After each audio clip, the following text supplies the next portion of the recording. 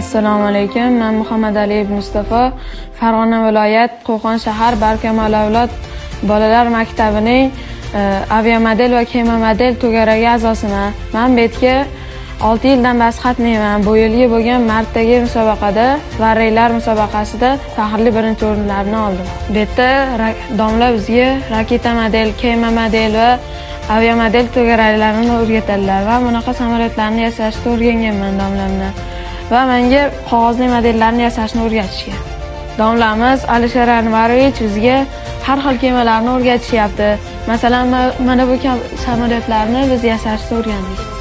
Muhandis injener bo'lish istagi borlar bizning maktabimizga tashrif buyuring.